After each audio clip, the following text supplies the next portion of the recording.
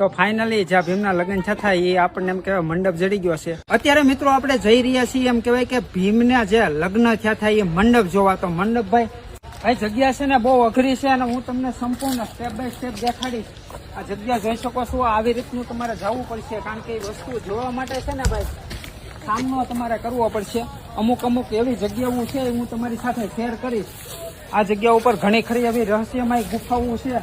તમે જોઈ શકો છો આ ગુફા કેવી છે.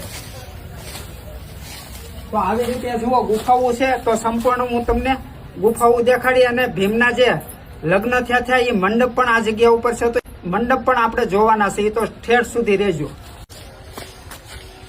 ભાઈ. આ જગ્યા ઉપર આવવું છે ને કઠણભરી વસ્તુ છે. જંગલ છે, ડુંગરા છે, કાંટા છે. પણ તમને જે પહેલાની વસ્તુ પૌરાણિક વસ્તુ જોવી ને તો ભાઈ આવી ખરેખર આવી મુસીબતનો તમારે સામનો કરવો પડશે.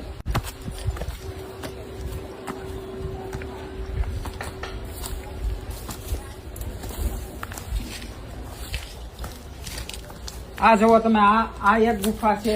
એ પછી આ બાજુ પણ ગુફા છે.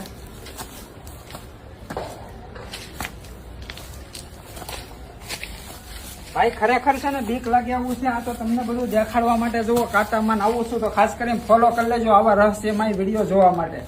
જો ભાઈ આ તેડી મોટી ગુફા છે જોઈ શકો છો. આ બાજુ પણ ગુફા છે અને આ એક ખાનું બનાવવામાં આવ્યું છે. ખાનું શું છે એ ખબર નથી પણ આ સામા સીડિયા ઓલા શું કહેવાય સામા સીડિયાના અવાજ આવે છે એટલે આપણે બહાર નીકળી જઈએ. તો જુઓ હવે સરસ મજાની સીડી છે અહીંયા તમે નિહાળી શકો છો. અને ભાઈ રસ્તો કઈક આ પ્રમાણે છે. પલ્લી જો હવે આપણે જોઈ રહ્યા છીએ એમ કહેવાય કે ભીમના જ્યાં લગ્ન થયા ત્યાં. તો ફાઇનલી જ્યાં ભીમના લગ્ન થયા એ આપણને એમ કહેવાય મંડપ જડી ગયો છે. તો એ જોવા માટે ખાસ કરીને પેજને ફોલો કરી લેજો. નેક્સ્ટ વિડીયો છે ને એ મંડપનો આવશે તો ફોલો કરી લેજો અને સબસ્ક્રાઈબ કરી લેજો જેથી કરીને એ મિસ ન થાય વિડીયો જોવા માટે. અને ખાસ કરીને શેર કરી દેજો.